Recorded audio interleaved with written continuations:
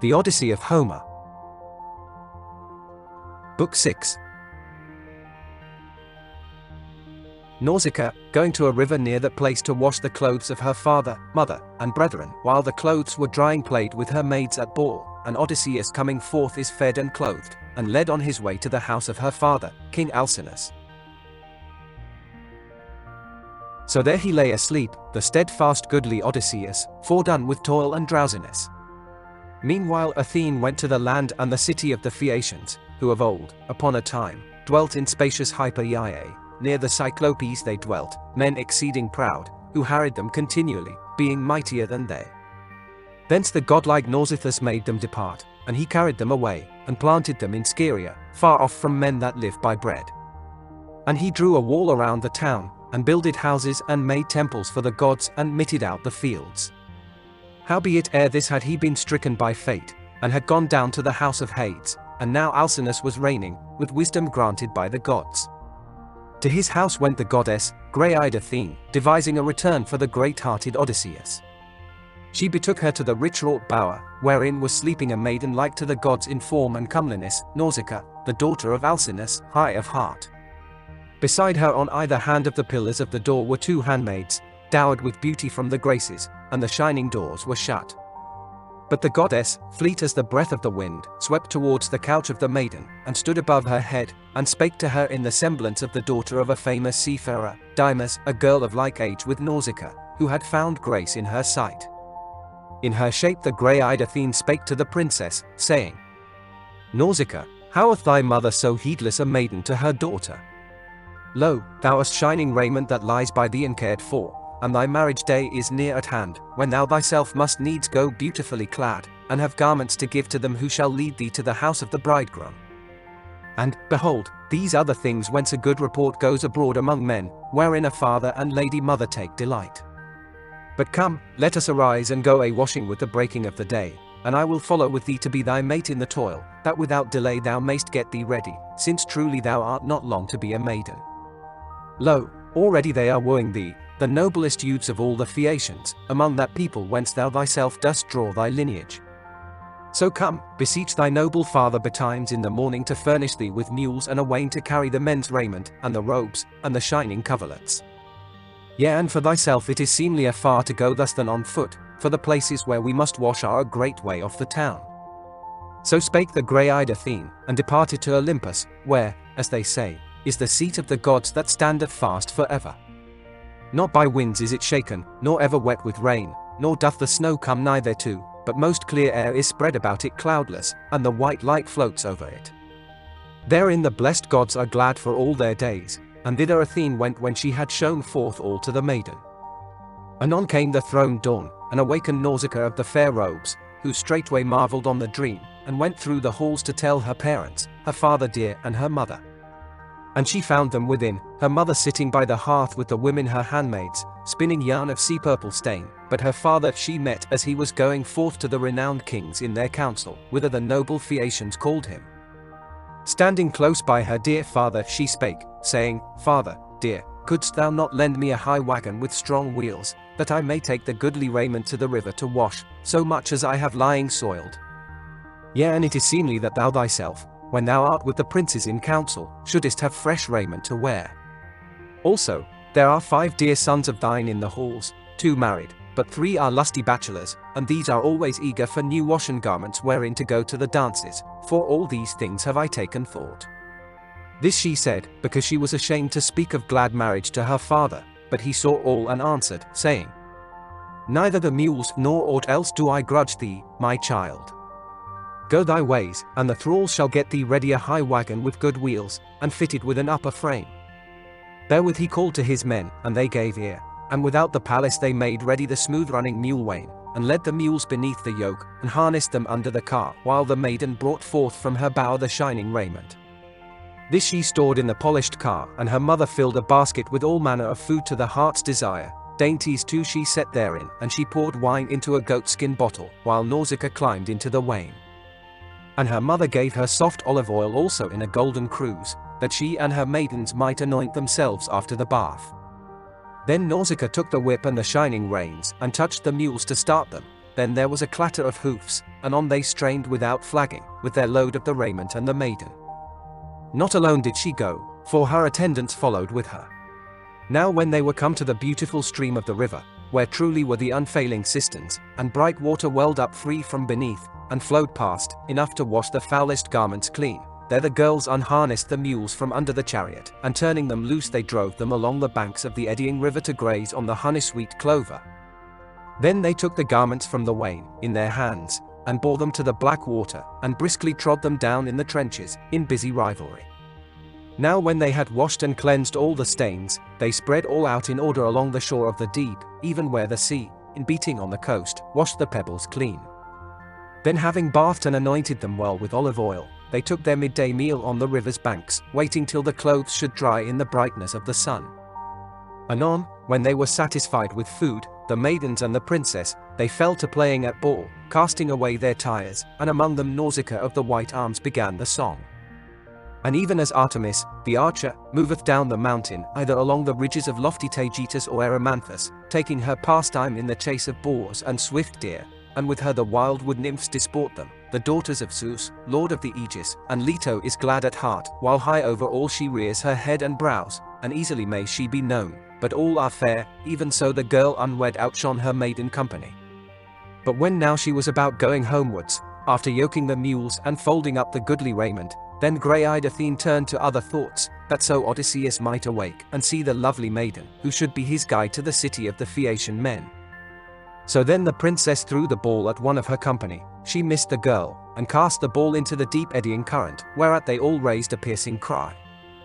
Then the goodly Odysseus awoke and sat up, pondering in his heart and spirit. Woe is me! To what men's land am I come now?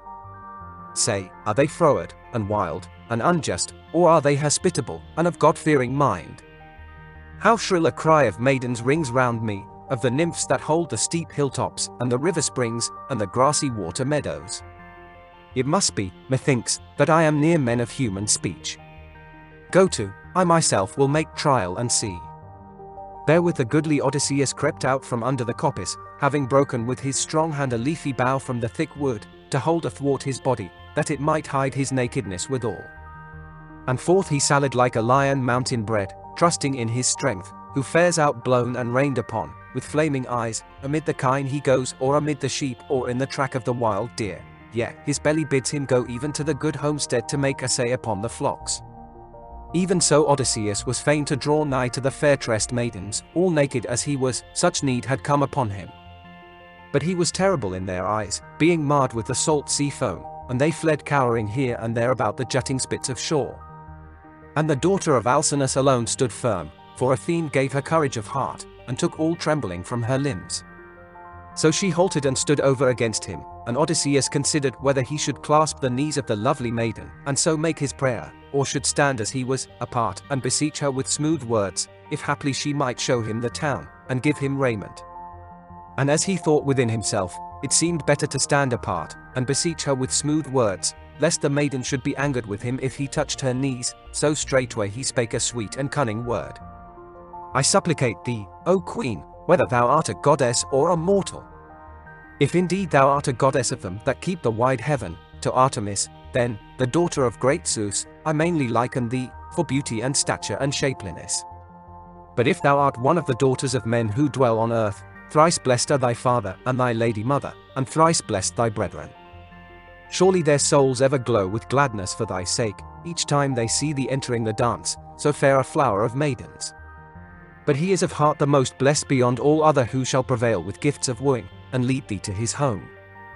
Never have mine eyes beheld such an one among mortals, neither man nor woman, great or comes upon me as I look on thee. Yet in Delos once I saw as goodly a thing, a young sapling of a palm tree springing by the altar of Apollo. For thither too I went, and much people with me, on that path where my sore troubles were to be. Yea, and when I looked thereupon, long time I marvelled in spirit, for never grew there yet so goodly a shoot from ground, even in such wise as I wonder at thee, lady, and am astonied and do greatly fear to touch thy knees, though grievous sorrow is upon me. Yesterday, on the 20th day, I escaped from the wine-dark deep, but all that time continually the wave bare me, and the vehement winds drave, from the isle Ogygia.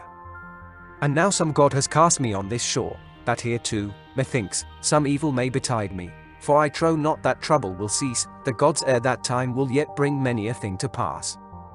But, Queen, have pity on me, for after many trials and sore to thee first of all am I come, and of the other folk, who hold this city and land, I know no man. Nay, show me the town, give me an old garment to cast about me, if thou hadst, when thou camest here, any wrap for the linen. And may the gods grant thee all thy heart's desire, a husband and a home, and a mind at one with his may they give, a good gift, for there is nothing mightier and nobler than when man and wife are of one heart and mind in a house, a grief to their foes, and to their friends great joy, but their own hearts know it best. Then Nausicaa of the white arms answered him, and said, Stranger, forasmuch as thou seemest no evil man nor foolish, and it is Olympian Zeus himself that giveth weal to men, to the good and to the evil, to each one as he will, and this thy lot doubtless is of him, and so thou must in any wise endure it, and now, since thou hast come to our city and our land, thou shalt not lack raiment, nor aught else that is the due of a hapless suppliant, when he has met them who can befriend him. And I will show thee the town, and name the name of the people. The Phaeacians hold this city and land, and I am the daughter of Alcinous, great of heart, on whom all the might and force of the Phaeacians depend. Thus she spake, and called to her maidens of the fair tresses, Halt, my maidens, whither flee ye at the sight of a man? Ye surely do not take him for an enemy? That mortal breathes not, and never will be born, who shall come with war to the land of the Phaeacians, for they are very dear to the gods. Far apart we live in the wash of the waves, the outermost of men, and no other mortals are conversant with us. Nay, but this man is some helpless one come hither in his wanderings, whom now we must kindly entreat, for all strangers and beggars are from Zeus, and a little gift is dear. So, my maidens, give the stranger meat and drink, and bathe him in the river, wherewithal is a shelter from the winds. So she spake, but they had halted and called each to the other, and they brought Odysseus to the sheltered place, and made him sit down, as Nausicaa bade them, the daughter of Alcinous, high of heart. Beside him they laid a mantle, and a doublet for raiment, and gave him soft olive oil in the golden cruse, and bade him wash in the streams of the river. Then goodly Odysseus spake among the maidens, saying, I pray you stand thus apart, while I myself wash the brine from my shoulders, and anoint me with olive oil, for truly oil is long a stranger to my skin. But in your sight I will not bathe, for I am ashamed to make me naked in the company of fair-tressed maidens. Then they went apart and told all to their lady. But with the river water the goodly Odysseus washed from his skin the salt scurf that covered his back and broad shoulders, and from his head he wiped the crusted brine of the barren sea. But when he had washed his whole body, and anointed him with olive oil, and had clad himself in the raiment that the unwed maiden gave him, then Athene, the daughter of Zeus, made him greater and more mighty to behold, and from his head caused deep curling locks to flow, like the hyacinth flower. And as when some skillful man overlays gold upon silver, one that Hephaestus and Pallas Athene have taught all manner of craft, and full of grace is his handiwork, even so did Athene shed grace about his head and shoulders.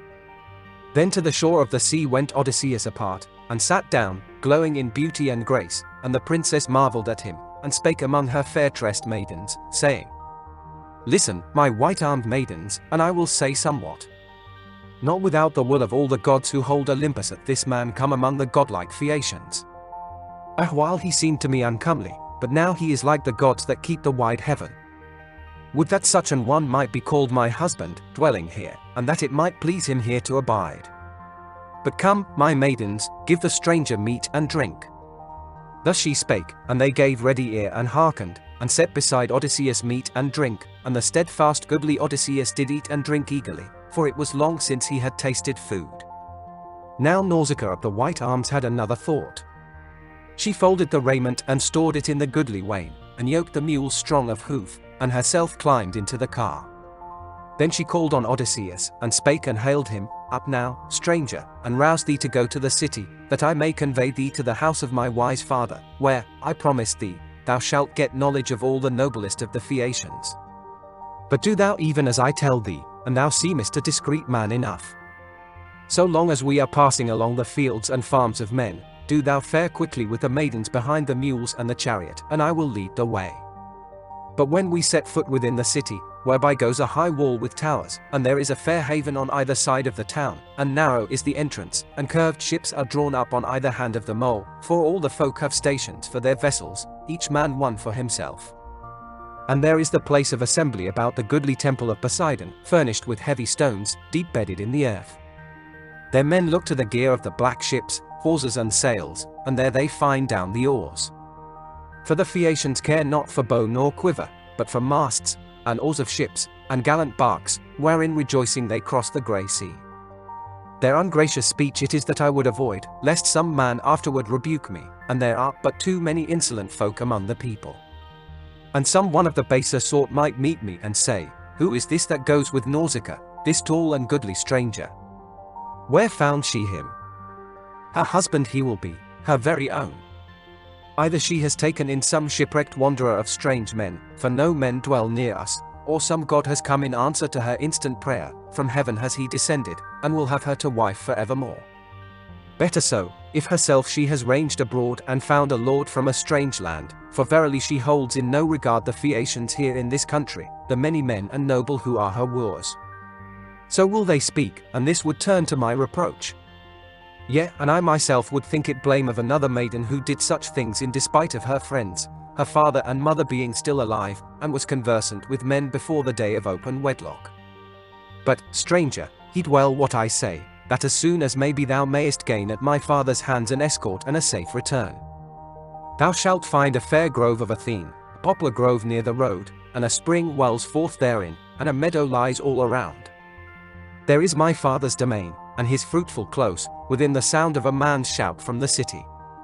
Sit thee down there and wait until such time as we may have come into the city and reached the house of my father. But when thou deemest that we are got to the palace, then go up to the city of the Phaeacians, and ask for the house of my father Alcinous, high of heart. It is easily known, and a young child could be thy guide, for nowise like it are builded the houses of the Phaeacians, so goodly is the palace of the hero Alcinous. But when thou art within the shadow of the halls and the court, pass quickly through the great chamber, till thou comest to my mother, who sits at the hearth in the light of the fire, weaving yarn of sea-purple stain, a wonder to behold. Her chair is leaned against a pillar, and her maidens sit behind her. And there my father's throne leans close to hers, wherein he sits and drinks his wine, like an immortal. Pass thou by him, and cast thy hands about my mother's knees, that thou mayest see quickly and with joy the day of thy returning, even if thou art from a very far country. If but her heart be kindly disposed toward thee, then is there hope that thou shalt see thy friends, and come to thy well-builded house, and to thine own country. She spake, and smote the mules with the shining whip, and quickly they left behind them the streams of the river. And well they trotted and well they paced, and she took heed to drive in such wise that the maidens and Odysseus might follow on foot, and cunningly she plied the lash. Then the sun set, and they came to the famous grove, the sacred place of Athene, so there the goodly Odysseus sat him down. Then straightway he prayed to the daughter of mighty Zeus, Listen to me, child of Zeus, lord of the Aegis, unwearied maiden, hear me even now, since before thou heardest not when I was smitten on the sea, when the renowned earth-shaker smote me. Grant me to come to the Phaeacians as one dear, and worthy of pity. So he spake in prayer, and Pallas Athene heard him, but she did not yet appear to him face to face, for she had regard unto her father's brother, who furiously raged against the godlike Odysseus, till he should come to his own country. Thank you for watching. Please like this video and subscribe to our channel, if you haven't already done so. We would really appreciate it. We hope to see you again for more of Homer's Odyssey.